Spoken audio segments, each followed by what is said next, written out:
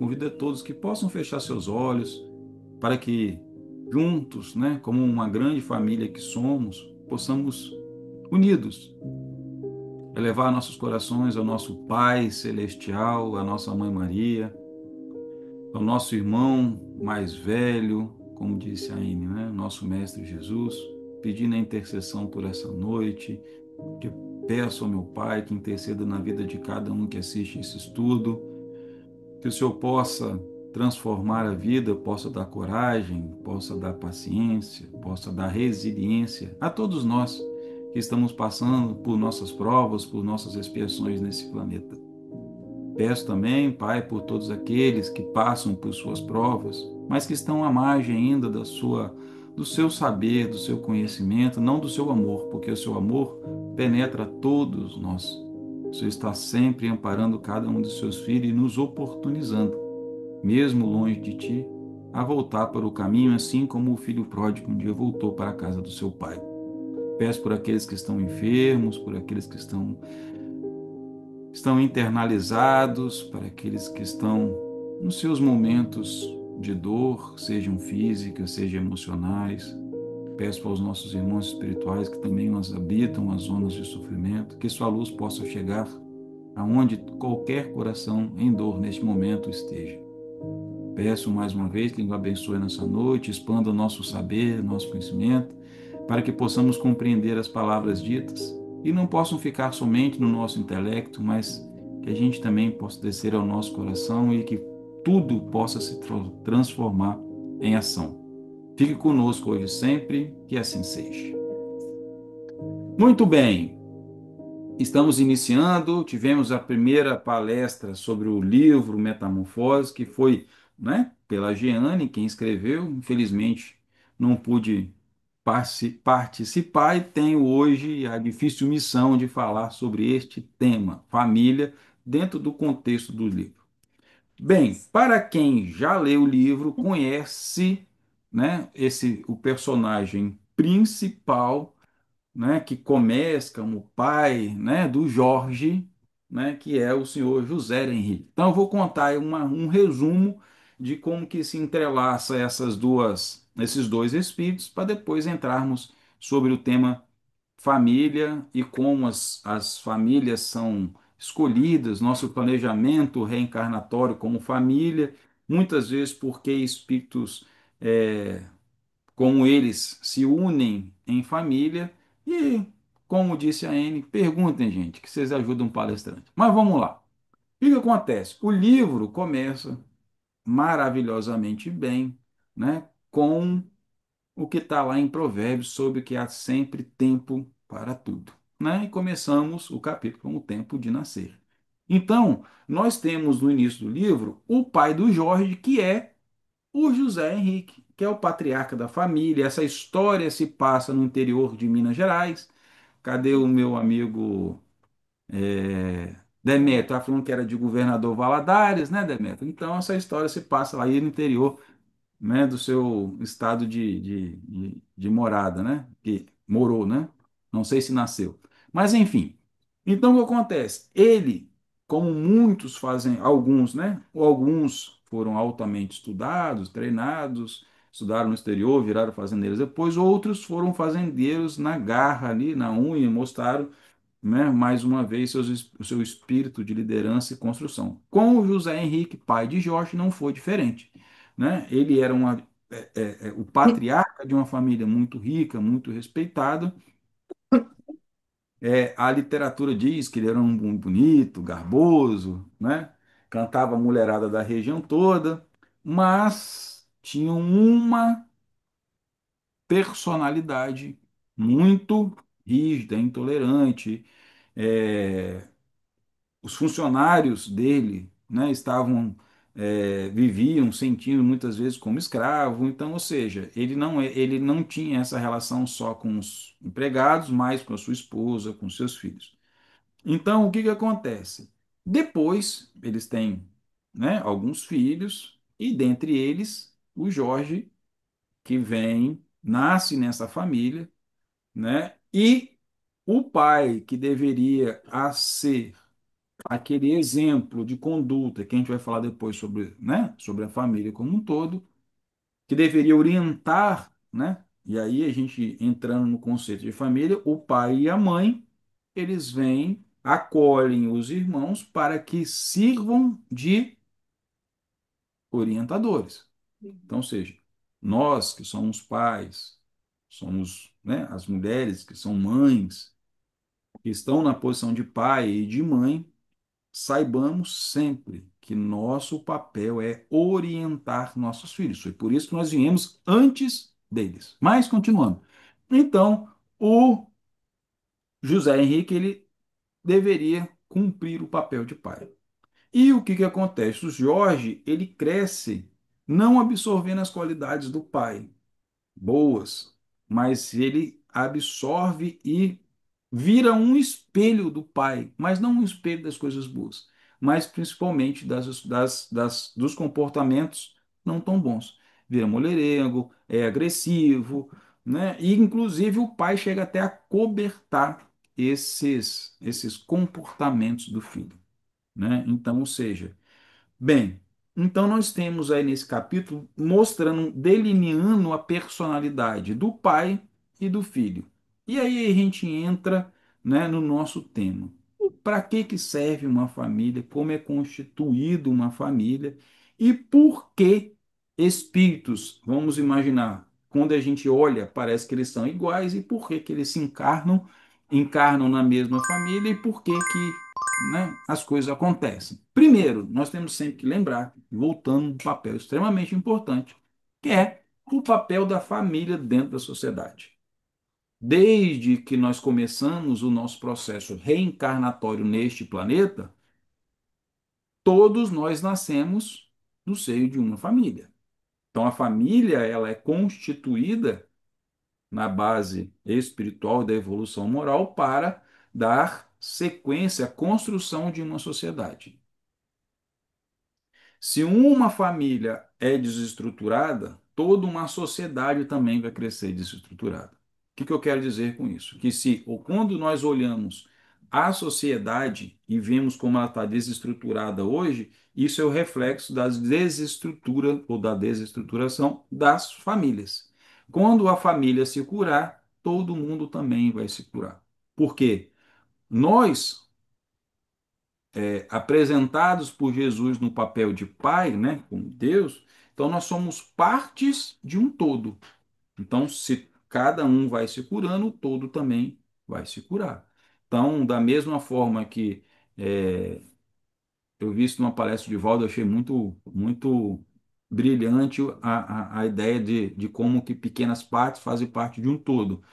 Mas apesar de sermos diferentes, assim como assim como os neurônios, as células hepáticas, as células do coração, pertencemos a um organismo único. Então nós pertencemos, apesar de nossas individualidades, pertencemos todo a este organismo vivo que é o nosso Criador, né? Uns chamam que, né, que nós somos centelhas divinas, tem muitos nomes por aí. Mas enfim, então a família ela vem com esse papel basilar de construção da sociedade.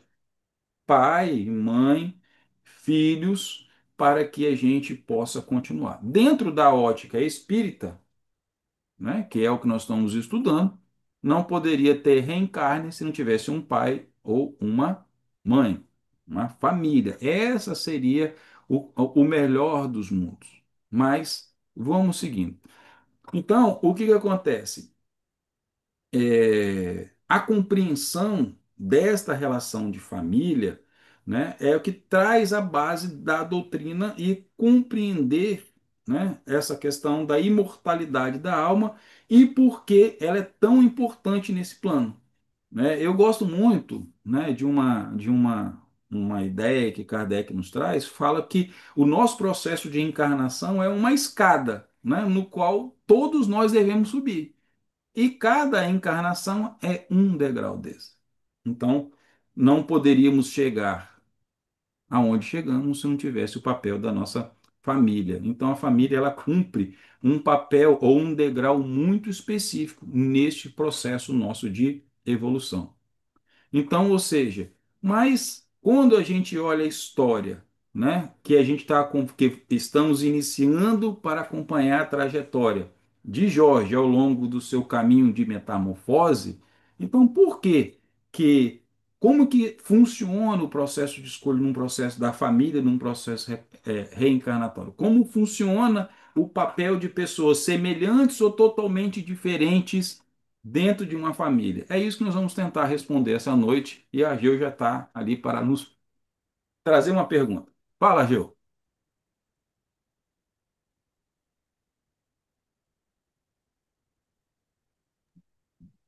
Boa noite. Primeira vez, se saiu alguma coisa errada, por favor. Vai dar tudo certo, me- Geu. Tá. Mas já temos uma pergunta em cima do que você está falando. Como se percebe, como se percebe o, entre aspas, contrato firmado antes do nascimento para encontrar certos parentes? Bem, eu vou tentar, eu vou trazer o conceito e espero nisso responder a pergunta, né? Porque primeiro, o que é a base, o que é a base do processo reencarnatório? O livre-arbítrio, ok? Então, ou seja, não existe, na verdade, assim, né? Não é que não existe. A pedra aonde a gente se constrói a base da doutrina espírita é o livre-arbítrio. Então, o que que eu quero dizer com isso? Que essa é a forma aonde o espírito, quando volta da vida corporal, né, ele consegue ter, né, uma visão maior do que ele teve das escolhas que fez na sua vida e uma percepção maior de como pode ser a sua próxima vida. Então, o que que acontece? Antes de voltarmos, né, eu não vou dizer só assim, antes de um espírito voltar à vida corporal, então, antes de nós, que somos espíritos hoje encarnados, voltarmos à vida material. E aí, quando a gente olha o nosso processo, a gente acha, nossa, será que isso nasceu assim do nada? Não. Passou por um rigoroso, complexo e detalhado processo de planejamento. Quem já assistiu ou leu as obras de André Luiz, você vai ver que lá tem um Ministério da Reencarnação. Como diz a minha esposa, né? É ali o lugar onde que as histórias são construídas, né? As novelinhas. Pois bem, então o que que acontece? O que que é levado em conta num planejamento reencarnatório? Ele vai levar as minhas necessidades, né, evolutivas. É isso que vai levantar. É isso que vai ser como um pilar. Começa do aí. E aí, a escolha de onde eu vou nascer é o tema central desse processo ou deste planejamento. Por quê? Porque é o núcleo onde essas provas e essas expiações elas irão acontecer. Então, ou seja, a família ela é a pedra base da nossa vivência. Bem, então lembrando, nós temos o quê? O livre-arbítrio, sobre qual, né, a gente se entende, que a gente hoje a gente fala, nossa, mas será que eu escolhi realmente passar por essa vida, escolher? A verdade é que em grande maioria sim, somos nós que escolhemos. Aí vocês podem perguntar assim, é, essa liberdade é para todos? Todo mundo consegue escolher sua família?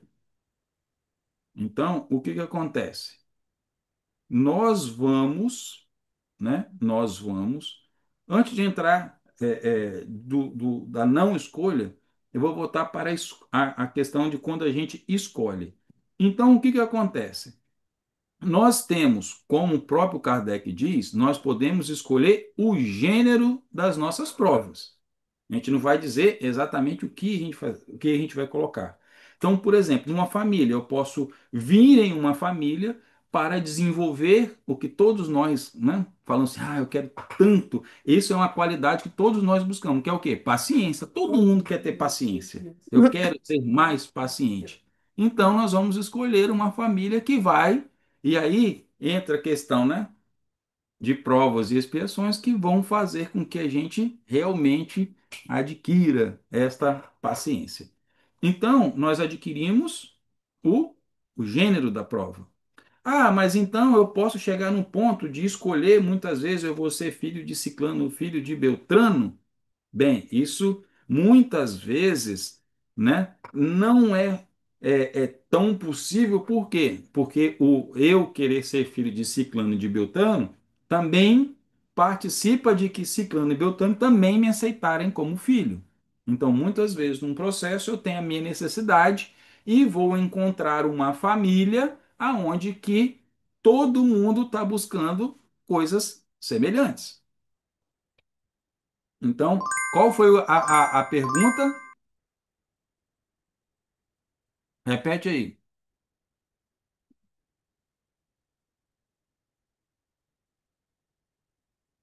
Tá no mudo ainda, viu?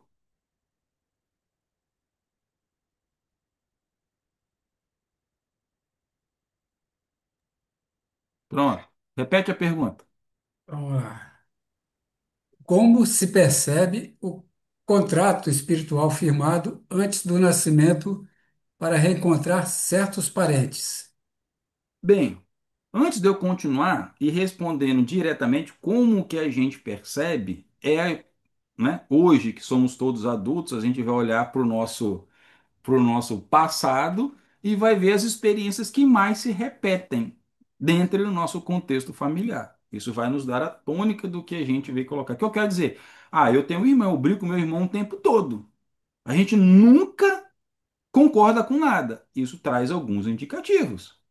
Ou que a gente veio para repreender um a tolerar o outro, lembrando que algo que a gente sempre fala na fraternidade, cada caso é um caso.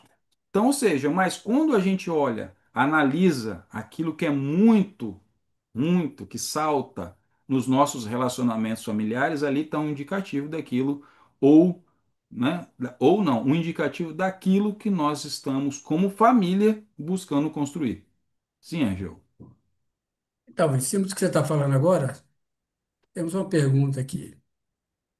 Quais lições ou provas familiares podemos identificar como fundamentais para o próprio crescimento interior?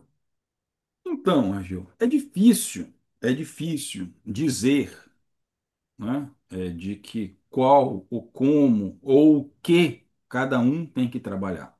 Até porque a gente tem uma bênção que é o véu do esquecimento. Então, ou seja, isso permite que as dificuldades que os espíritos têm entre si, ou seja, aquilo que veio buscar para trabalhar, ela seja, né, ou seja, aquela origem, ela seja esquecida e aquela transformação que veio para o processo enquinatório possa acontecer. Então, numa situação bem simples, você imagine que eu tive uma relação hoje, né, com meu filho, no qual, na vida passada, nós éramos grandes inimigos. E agora nós precisamos transformar esse ódio em amor. Então, se eu me lembro do fato que nós éramos inimigos, lembrar claramente, eu vou continuar com o quê? Não querendo cuidar dele. Agora, como eu esqueço, eu vou aceitá-lo como filho, vou amar como filho. Não quer dizer que esse sentimento que existe entre a gente, ele não possa vir à tona, no sentido de um desafio, no sentido de não concordância de ideia, de um sentir uma raiva pelo outro, do qual é inexplicável, pode acontecer, pode. Existe casos onde um pai não gosta de um filho não gosta do pai, sim, por quê? Só com os olhos materiais nós poderíamos dizer, nossa, como pode isso acontecer? Mas nós não podemos que hoje nós estamos aprendendo sobre a doutrina espírita e com isso nós sabemos que nós estamos em família e essa família busca fazer seus reajustes. E aí vão estar situações conflituosas que nesta vida a gente veio para apaziguar. Então, sim, é possível um pai não gostar de um filho e um filho não gostar de um pai. Divaldo Franco mesmo tem uma palestra, vocês podem buscar no YouTube depois. Inclusive, ele fala sobre o tema é constelação familiar. E ele conta a história da irmã dele, que odiava o pai. E o pai odiava a irmã dele. Mas por quê? Porque em encarnações pretéritas, o pai do Divaldo, pai biológico mesmo, o pai dele era, no caso, a irmã era uma escrava dele, e ele gostava dela, mas maltratava, matou um marido dela, depois ela gostou de outro, ele foi e matou ela. Depois voltam em família para reconstruir, para se perdoar, para criar, trazer a força do amor que a gente tanto cantou na música que antecedeu a palestra, né? Quanto amor no universo. É o amor, é isso que a gente busca, é isso que Jesus trouxe, é isso que transforma nossas relações e nós temos oportunidades através, pela graça divina, pela misericórdia divina, a gente voltar e restaurar esse amor. Porque originalmente todos nós que somos parte desse todo, dessa família universal, nós nos amamos. Nós nos amamos como família, mas ao longo do nosso processo de evolução, a gente vai cometendo equívocos uns com os outros. E aí sim surgem as oportunidades das reencarnações. Então, o que que acontece? Gostaria de trazer, já que esse negócio veio à tona, né? O que que acontece? Nós temos, e aí isso está lá dentro do conceito do, do Evangelho segundo o Espiritismo, duas, eu vou trazer logo esse conceito para que talvez ele vai permear talvez todas as outras perguntas e eu vou poder pensar coisas deles. Mas lá no Evangelho segundo o Espiritismo, se não me falha a memória, nós temos dois tipos de família: a família corporal e a família espiritual. O que é a família corporal? A família corporal é aquela que é definida pelos laços de consanguinidade, de sangue. Então, seja, os pais, né? Então, o meu corpo material, ele vem da onde? Do corpo dos meus pais, a função do meu pai e da minha mãe. Mas o meu espírito que me anima, o espírito que anima este corpo, não tem nenhuma relação com os dois. Não procede do espírito deles. Por quê? Porque a alma ela é individual e indivisível. Então, ou seja, a família corporal, ela é transitória, assim como todos nós, como a matéria. Então, ou seja, esse agrupamento, hoje, eu sou casado com a Anne, tenho o João Guilherme e Maria Alice como meu filho. Essa é a minha família corporal. Essa ela vai se extinguir com o tempo. Agora, qual é a evolução da família corporal? É a família espiritual. Esta sim é a verdadeira família. Por quê? Porque os laços no plano espiritual eles são duradouros e não estão baseados no que? O sangue. Então, o que que vão permear? A simpatia, a comunhão de pensamentos, os sentimentos, né? Os vínculos de afeto, tudo aquilo que foram construídos não só em uma reencarnação, mas ao longo de várias reencarnações. Por que que eu estou trazendo isso? Essa distinção que traz lá no Evangelho. Porque ela é uma peça fundamental para que a gente é, compreenda que não necessariamente que o laço de sangue é uma garantia de uma afinidade espiritual. Então, o que que pode acontecer? Voltando à história de um pai ou de uma mãe não gostar de um filho, ou de um irmão não gostar de outro, por quê? Porque pode ser espíritos que vêm de formas diferentes. Então, pode ser que dois irmãos do mesmo sangue sejam espíritos estranhos, antagônicos. Agora, em quantas vezes nós encontramos em um amigo, né, que está ali?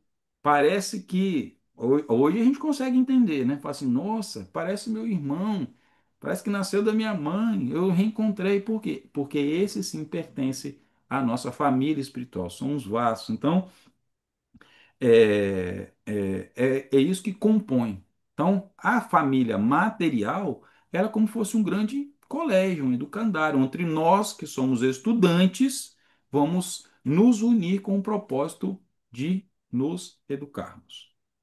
Ok? Ageu, tem pergunta? Tem sim.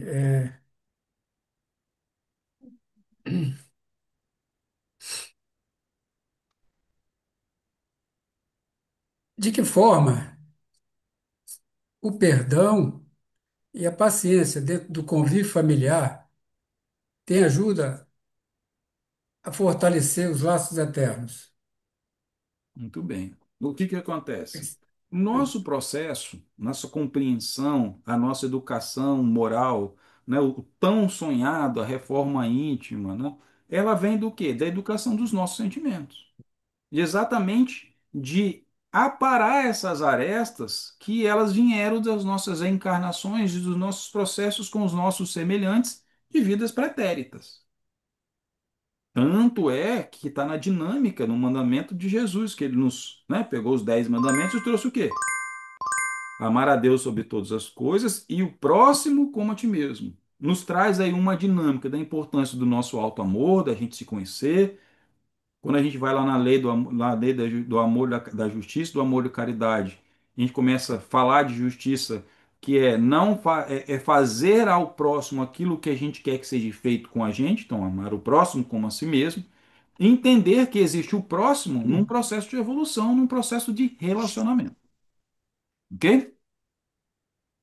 Então, as dinâmicas de perdão, de paciência, elas vão acontecer para quê? Para que isso seja trabalhado, que seja superado. Por quê? Nós nascemos simples e ignorantes, inclusive de como entender essa gama de sentimentos e emoções que passam pelo espírito humano. E muitas vezes nós nos perdemos, que voltamos à vida material com dificuldades de entender o que é o amor, de entender as nossas emoções. Eu não sei quando eu estou com raiva, eu não sei interpretar quando o outro está com raiva, não sei quando o outro está com ironia. Isso é uma completa separação, né? Como que eu poderia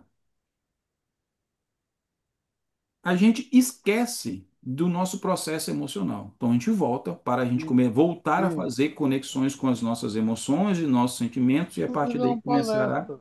trabalhar novamente este papel. E isso começa onde? Dentro da nossa família. Por quê? Porque o que acontece? Quando a gente estava falando de família espiritual e família material, o que que acontece? Nós temos famílias que quais dois agrupamentos de famílias maiores nós teremos? Nós teremos as famílias por afinidade e teremos as famílias que são reunidas em provas e expiações.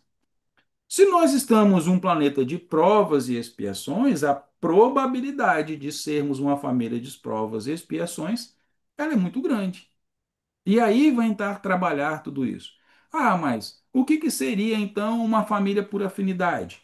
É aquela onde a família corporal ela vai coincidir com a família espiritual. Então, essa junção dessas duas famílias, podemos dar o nome de família por afinidade. E essas famílias, elas vêm de grande forma missionárias. Vão promover o quê? Vão promover a união, vão promover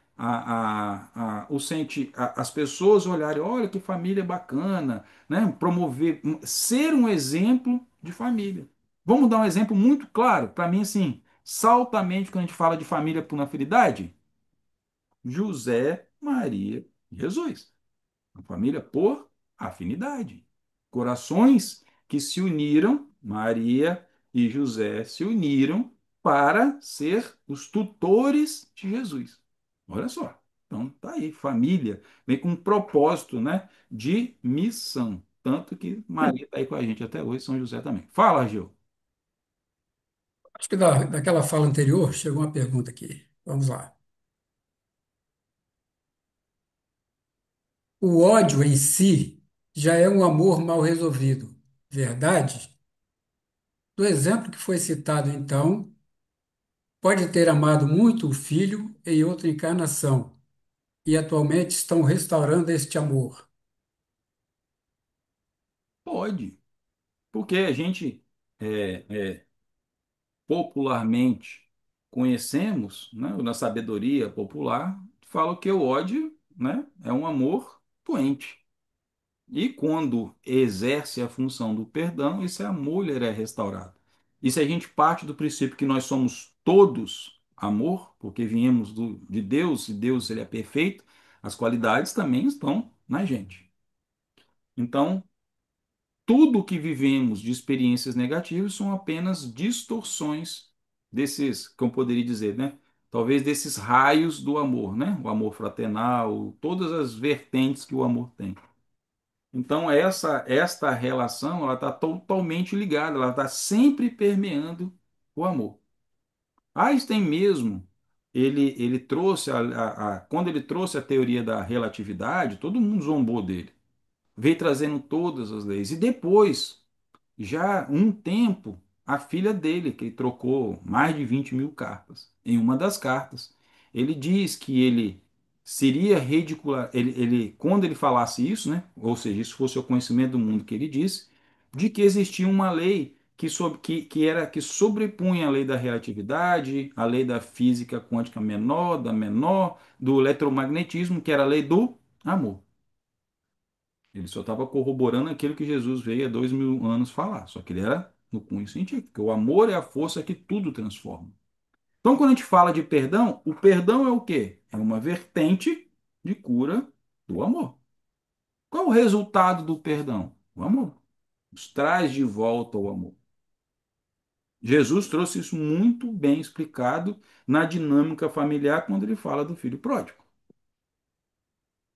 Dinâmica do perdão transformada em amor, da redenção, de você voltar, de um pai compreender, inclusive até se encaixa, não é o tema da palestra, mas é uma parábola que se encaixa muito na relação sobre famílias.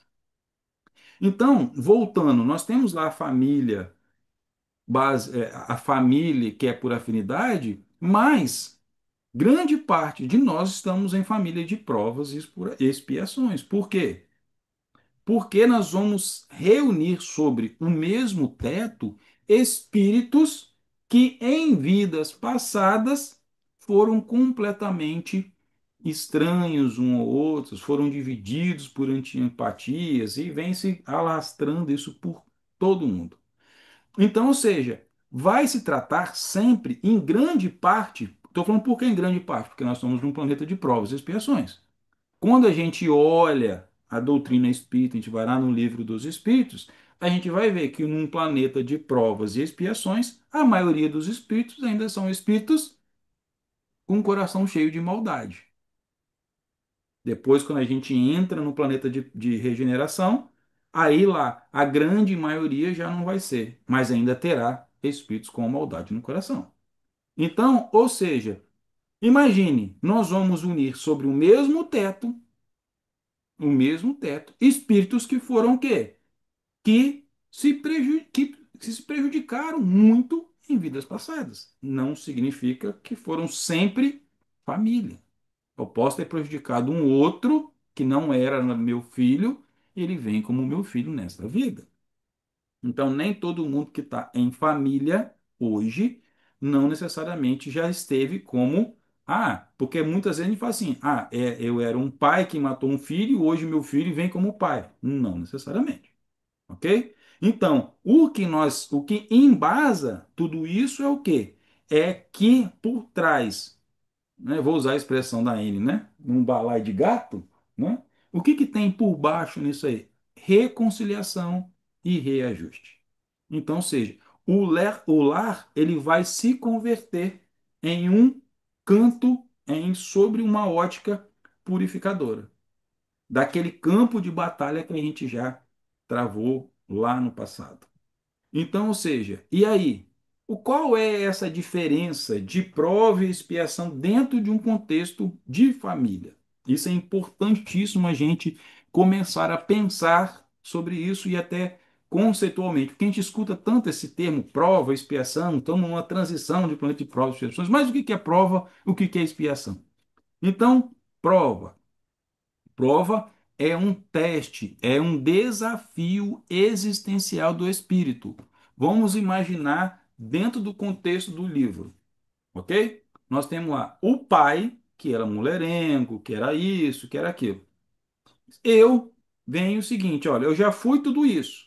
Sei que isso é errado, mas eu preciso ter um ambiente onde eu vou me testar para se eu vou ceder a essas inclinações ou eu vou agir de forma diferente, que é o papel do Jorge. Então, ou seja, ele vem em uma prova, ok? Para me testar. Então, é um desafio existencial. Agora, pode ocorrer de dentro de uma família, um está em prova e o outro expiação? Sim. Então, ou seja, muitas vezes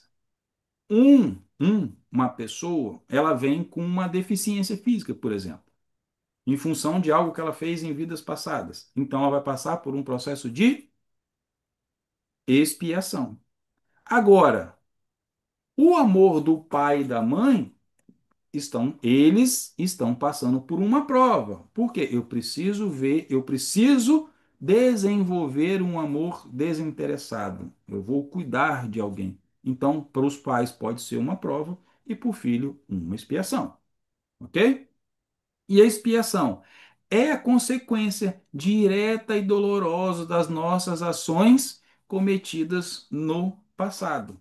E a justiça divina nos oportuniza voltar e conseguir restabelecer, reparar aquele mal causado por nós, e aí a gente volta a ter reequilíbrio perante a lei de causa e efeito.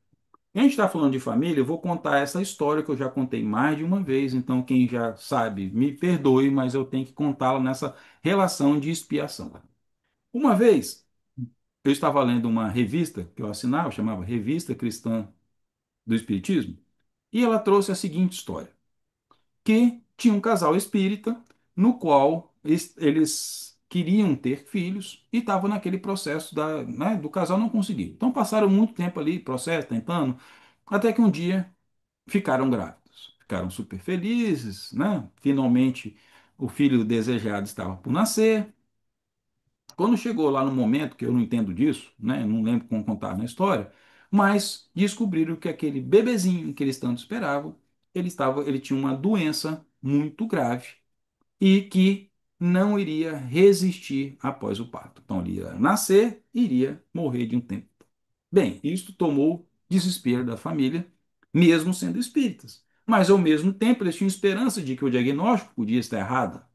E, baseado nessa esperança, o diagnóstico pode dar errado, já que para Deus tudo é possível. Durante toda a gravidez, eles continuavam fazendo o evangelho no lar, o pai conversava com a filha, todo aquele processo. Quando chegou o dia do nascimento, ela realmente era cometida pelaquela grave doença. Passado algum tempo depois, ela veio a falecer. Passa-se um tempo.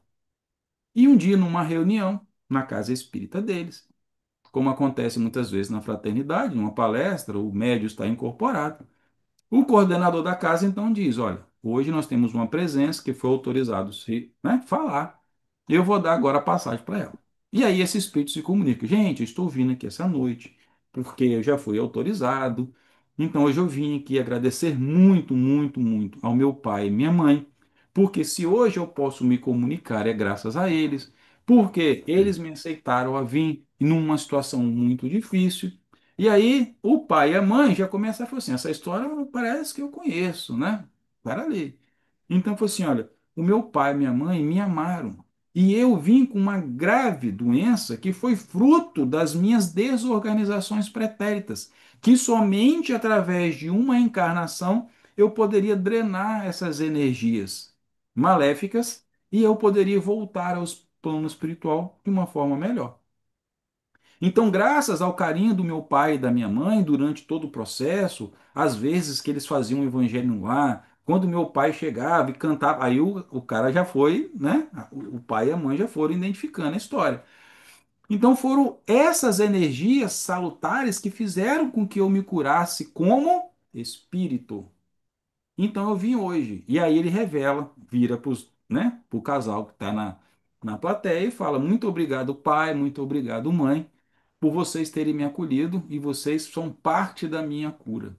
E foi me autorizado a dizer que breve retornarei como filha de vocês. E aí o texto termina que depois eles tinham engravidado de novo e ela já tinha uma idade já bacana. Então, essa história ilustra exatamente o processo de uma expiação de um filho, provas para o pai. Porque muitas vezes a gente está no plano espiritual, não, aprendi a amar. Não, realmente eu perdoei. Então tá bom, desce em prova para colocar esse perdão e esse amor. Então é isso. Essa é a grande diferença entre uma expiação e uma prova. Sim, Argel. Eu acho que já você já começou a resposta da pergunta que chegou aqui. Como as afinidades e desafios vividos no lar revelam vínculos kármicos a serem trabalhados?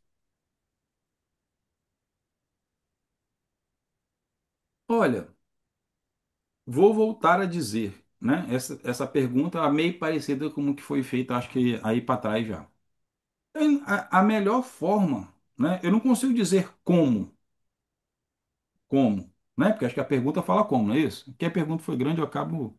Repete de novo para mim, só para eu não perder a. É como as afinidades e desafios vividos no lar revelam vínculos kármicos a serem trabalhados. A beleza disso tá. O que que acontece? Como que a gente começa a olhar as afinidades e os desafios kármicos? A partir do momento que a gente para refletir as nossas relações. Hoje, com base no que nós estamos aprendendo em conjunto, nós começamos a entender de que ninguém se reúne à toa. Tem um motivo. Nós, geralmente, como espíritos em provas e expiações, estamos em uma família que determinados comportamentos serão provas para a gente e outros nós estaremos em um processo de também de expiação. Dito isso, a gente pode começar a fazer um exame de consciência dentro da nossa família.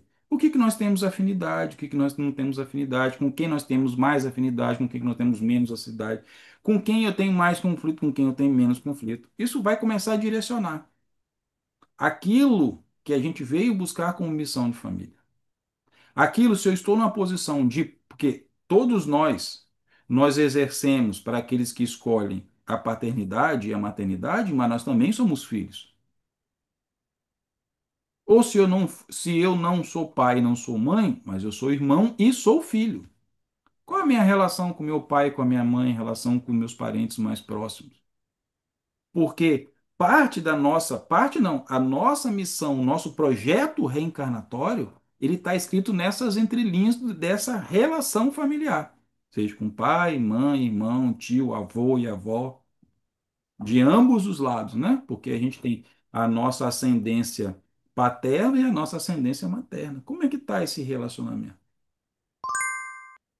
E aí nós precisamos de usar o quê? Do nosso intelecto, do nosso raciocínio, já baseado no que nós estamos estudando hoje.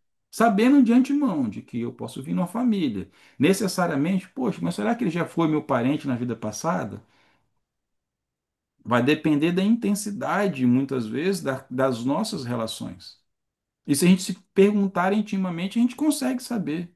Não, realmente eu tenho mais afinidade, eu consigo sentir que fulano é meu irmão, às vezes o nosso irmão, voltando lá da família espiritual, ele não vai estar na nossa família, mas ele vai estar num amigo próximo, que vai nos dar força para passar pelas provações dentro do nosso núcleo familiar.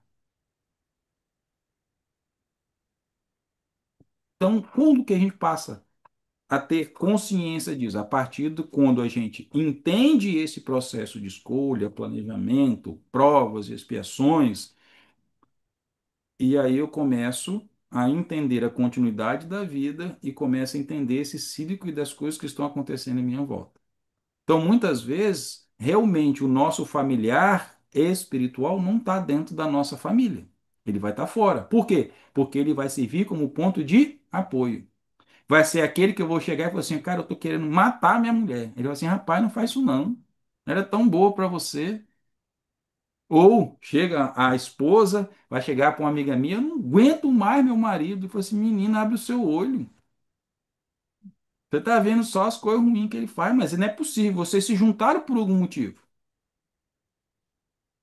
Nenhum casal, né? Eles se juntam por alguma afinidade. Alguma coisa de boa um viu no outro. Tirando os relacionamentos, como era o que está no livro, que é aqueles relacionamentos casados, ó, fulano vai casar com a família de fulano, que é o que tá a gente acompanha no livro, tirando isso. Hoje, as pessoas se unem por afinidades. E a convivência, muitas vezes, as afinidades vão servir para quê? Ah, eu preciso juntar A com B. Trabalho o processo de afinidade, mas A e B têm coisas que eles precisam se resolver. A gente não pode perder isso de vista. Entender, eu acho que a maior dinâmica da explicação sobre o processo de família é entender a importância da família. E entender a minha posição, em que momento eu estou dentro da minha família. Se eu saio de casa e monto uma nova família, eu estou na posição de pai. Então eu vou receber espíritos no qual eu tenho que conduzir. E para isso, nós precisamos nos preparar. Por quê? O pai e a mãe serão a fonte de busca moral do filho. A mãe é a receptora, é aquela que gere ou que acolhe, porque a gente necessariamente, para ser mãe, não precisa gerar, pode adotar, pode qualquer coisa. Mas ela vai ser o quê? A fonte de saúde emocional do filho. É que vai acolher, que vai dar carinho, que vai direcionar, que vai dar o aspecto moral. E o pai é aquele que vai direcionar, vai impulsionar durante a vida. Que muitas vezes vai ser aquele que vai dizer a coisa mais dura para o seu filho. A mãe vai fazer o quê? Seu pai falou isso? Vem cá, meu filho. Mas olha só, ele está certo. A mamãe cuida. O pai vai ser o duro. Mas duro no sentido de orientação, de exigir que uma coisa seja cumprida. Olha, meu filho, você está aqui dentro da minha casa, você é meu filho. Então aqui, o meu papel e da sua mãe é te orientar. Eu falo isso com os meus filhos o tempo inteiro. E ser pai de verdade exige posicionamento. Esses dias eu vi um post na internet de uma psicóloga falando que muitas vezes a gente, por uma carência de amor, a gente não direciona nossos filhos, porque a gente quer que os nossos filhos nos ame de qualquer jeito. Então, com medo da rejeição, os pais são permissivos. Olha só, então, ou seja, nós pais e mães temos uma responsabilidade com a nossa família de educar nossas crianças para o futuro, porque são elas que vão levar o nosso planeta para frente. Então, ou seja, se estamos num papel de pai ou queremos ser pai e mãe, nós teremos que ter em mente a nossa responsabilidade. E entender que um pai, depois que ele tem um filho, ele precisa de abrir mão de todo o seu passado. Vamos trazer assim, gostava de sair, fazer festa. Esquece, vai viver para o filho. A mãe também. Eu sempre brinco com os meus amigos que casam. Olha, a vida de vocês não vai mudar com o casamento. E o casamento vocês vão sair. Agora, quando chegar o filho, vocês vão ver a verdadeira mudança na vida de vocês. E alguns encontros me chamam, tio Léo, realmente você tinha razão. Sim. Por quê? Porque o filho traz responsabilidade. Família é uma peça importante. E nós espíritas cristãos, nós temos a missão de trazer o valor da família novamente. A importância de sermos família. Isso é extremamente importante. Tem mais perguntas, Gil? Tem mais uma aqui. Pode ir. Que atitude podemos adotar para transformar conflitos domésticos em oportunidades de amor e aprendizado mútuo? Ótima pergunta. Vou voltar atrás um pouquinho. Primeiro, precisamos adquirir essa consciência de que todo mundo num grupo familiar ele tem uma história com a outra pessoa. Eu vou dar um exemplo. É, Recentemente, eu e a Anne, minha esposa, nós assistimos uma série na Netflix chamada Um Amor no Paraíso. Uma série coreana. Eu nunca vi, na minha humilde opinião, algo audiovisual, ou seja, né, de televisão, explicar tanto a dinâmica da vida pós-morte e do processo reencarnatório como essa série coreana. E existe uma passagem nesta série aonde há um encontro entre a sogra e a nora. Por quê? A sogra maltratava muito a nora. E a nora tinha um profundo ressentimento. Se a gente volta até um costume antigamente, acho que eu também já vi Divaldo falar isso, que naquela região ali, né, era cultural a sogra maltratar a nora. Por quê? Porque a nora roubou o filho dela, né? Então, ou seja, isso vem de um aspecto também, mas é o Divaldo, eu não conheço a cultura chinesa nem coreana para saber se isso se baseia somente num fato cultural. Mas voltando para a série, ela não entendia. E uma detestava a outra. Inclusive, elas se encontram no paraíso e uma detesta a outra. Até que chega um momento aonde é revelado para aquela que é a nora e era maltratada pela sogra o motivo. E aí o que que aconteceu? Em uma vida pregressa das duas, a atual nora foi sogra dela e fez com que ela se matasse. E elas se reencontram não como mãe e filha, mas invertem as posições. Uma como sogra e outra como nora. E aí, como é dado a este conhecimento às duas, elas passam a entender o processo. E a partir daí entra a dinâmica do perdão e da aceitação. E chega um ponto que a própria, que é a sogra nesta vida, ela olha tudo aquilo que ela fez com eles e decide reencarnar.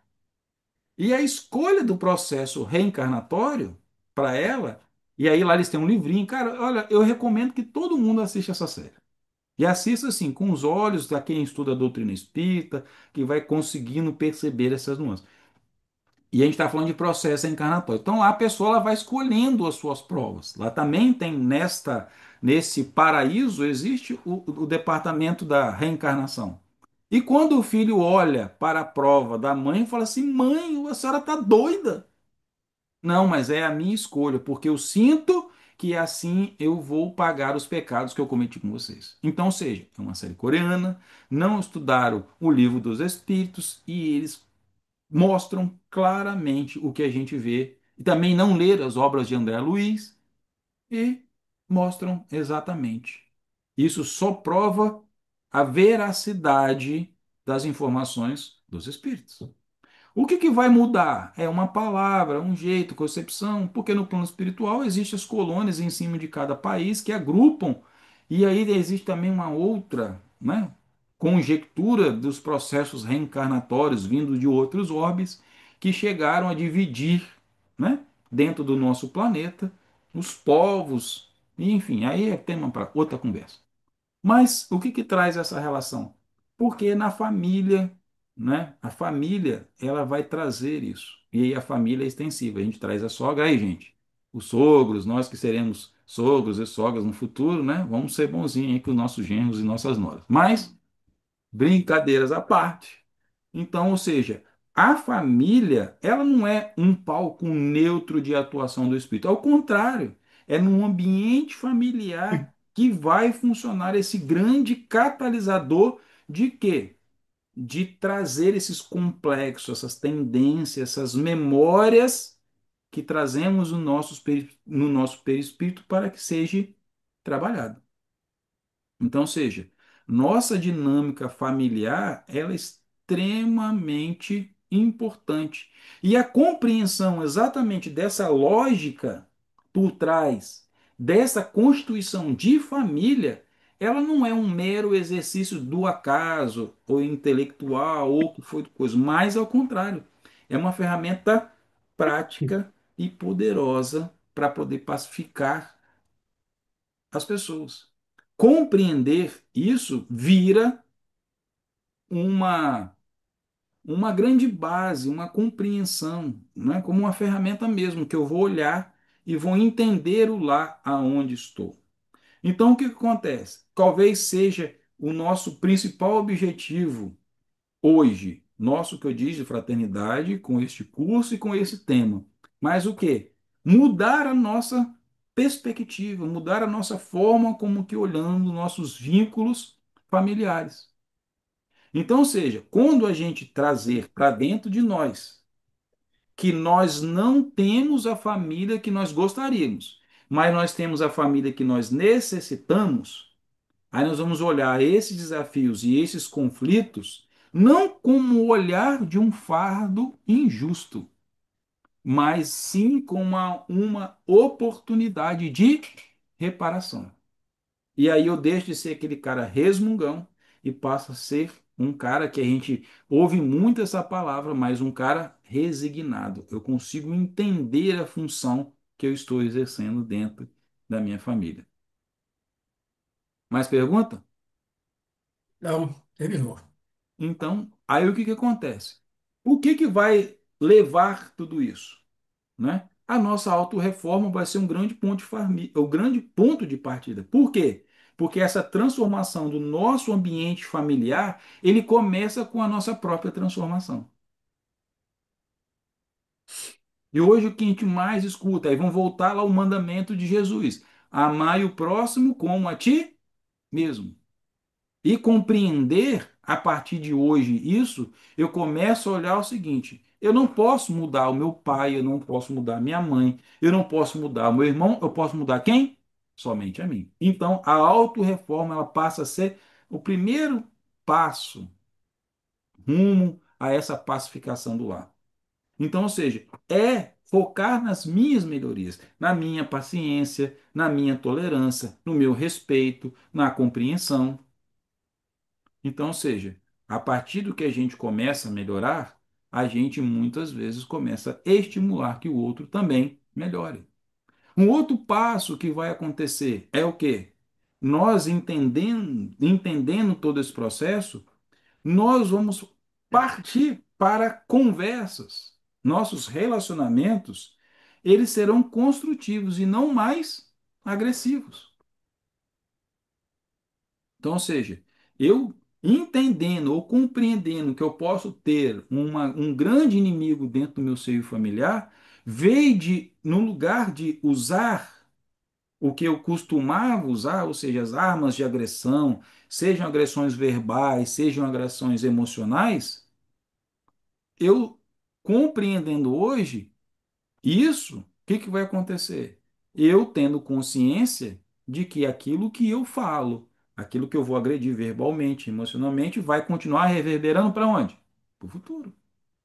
Nós voltaremos juntos novamente se não resolvermos nessa vida. E é resolver a minha parte, eu compreender. Eu não posso resolver a do outro, eu posso resolver a minha. Certo? Então, seja, eu começo a pensar assim, puxa, acho aquela discussão, aí eu olho para o meu passado. Aquela discussão que eu tive com meu pai, puxa, eu não precisava daquilo.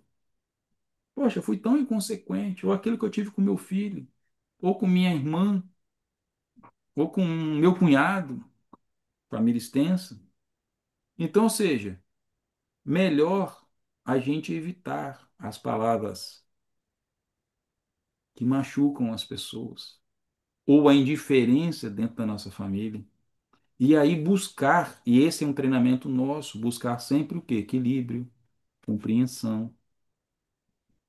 E aí Provérbios tem, né, uma parte muito bacana que eu trouxe aqui, que é o seguinte: a resposta calma desvia a fúria, mas a palavra ríspida desperta a ira.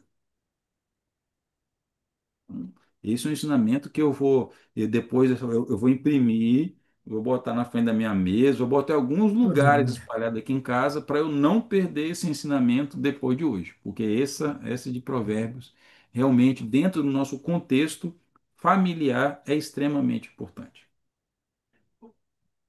Outra coisa, perseverarmos no bem, ou seja, a resiliência, a paciência, ela é extrema. E agora, o que nós estamos construindo, que é o conhecimento, ela é extremamente importante para a gente conseguir conviver com aquele familiar que a gente acha ele insuportável. Isso é fato. Hoje nós já conhecemos o seguinte: ele está na minha vida por um motivo. Eu estou na vida dele por um motivo, ele está na minha vida por um motivo. Então vou voltar. Sabendo que a prova, pegando a ideia, né, a metáfora do nosso ambiente escolar, que a próxima prova sempre é mais difícil, né? Então é melhor a gente tentar resolver agora. Então, seja, perseverar na confiança, na fé em Deus, né? Que não tem nada que resista ao bem.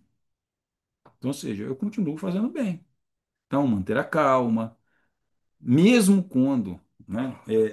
Tem uma coisa muito bacana, tem um perfil no Instagram que acho que é sobre budismo, é uma coisa assim.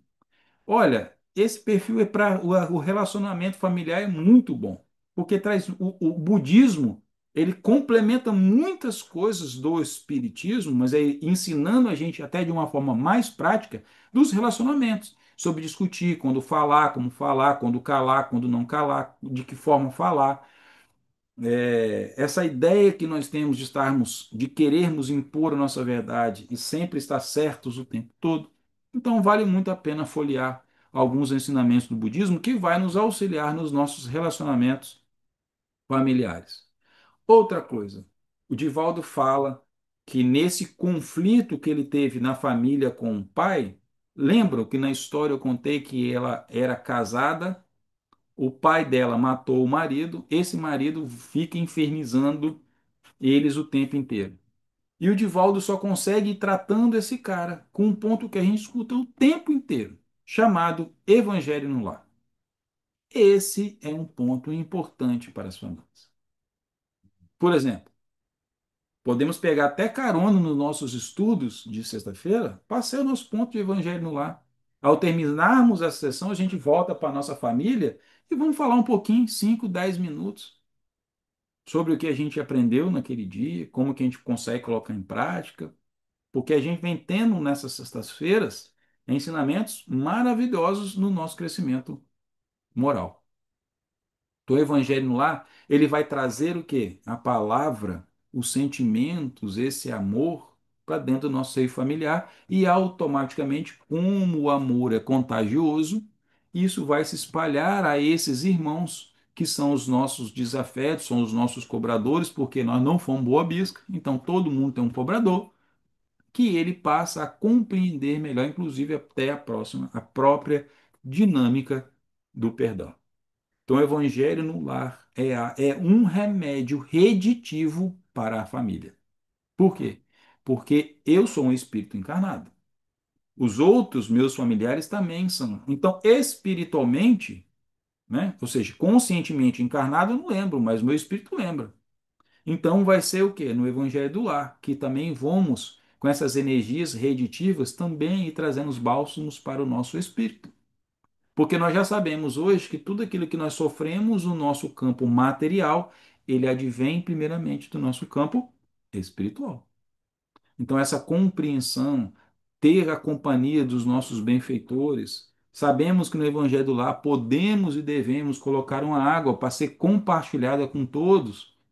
E como a gente viu no nosso lar, para quem assistiu, a gente vê o potencial de uma água fluidificada. Quando André Luiz vai lá, depois dele fazer a paz, né, com a família, ele vai lá, o marido da atual esposa dele estava muito doente e ele vai lá, modifica o conteúdo daquela água para que se torne um remédio. E no outro dia ele amanhece bonzinho. Então, ou seja, não podemos perder como espíritas essa consciência e essa capacidade que nós temos, que os nossos irmãos, nossos benfeitores, nossos mentores, aqueles que nos amamos, a nossa família espiritual, pode trazer em um copo de água para ser socializado logo depois da reunião que a gente chama de Evangelho no Lar. Bem, como nós não temos mais perguntas, eu já vou partir para que a gente possa encerrar. Então, eu espero que ao final de hoje, né, desse bate-papo, a gente possa olhar as nossas dinâmicas familiares com um olhar mais acolhedor, mais bondoso, com quem está ao nosso lado. Sabendo que nós temos a oportunidade, poderia ser até derradeira, de fazermos as pazes. com esses irmãos. E depois nós não cairmos num processo de culpa, que é no nosso estágio, nós ainda cultivamos de ter perdido uma oportunidade maravilhosa de reajuste. Que é geralmente o que acontece depois. A gente fica lá todo culpado e arrependido, e aí pode ser quase que tarde demais, porque vamos imaginar que eu vou ser transferido. Eu, como não sou boa bisca, pai, que nesse processo aí de provas e expiações, eu vou ser transmigrado e perco a oportunidade de me readequar com aquela alma que eu tanto gostava. Então, essa dinâmica do nosso conhecer, ela não pode ser uma cobrança, porque esse é um processo de construção. Mas não vamos deixar para amanhã, vamos começar a refletir sobre essas coisas hoje, vamos tentar olhar para os nossos familiares com outro olhar hoje, com o olhar que Jesus nos olhava, o olhar que Deus nos olha, enxergando não os defeitos, todos nós temos, mas olharmos as qualidades que quem está ao nosso lado como familiar, pai, mãe, irmãos, avô, avó, primo, prima, todos nós temos algo bom e convivemos, em algum momento do passado já nos amamos, pode hoje nos odiarmos, mas já nos amamos lá atrás, como foi colocado, né? O ódio não é o amor distorcido. Então, por que não voltar àquele amor, voltar àquele tempo? Então, que hoje eu espero, do fundo do meu coração, que compreendendo essa lógica espiritual da família, nos torna mais compreensivos, nos empodera a buscar destinos diferentes. Olhar a nossa família não como um fardo, mas como uma linda missão, um caminho de amor que precisa ser construído.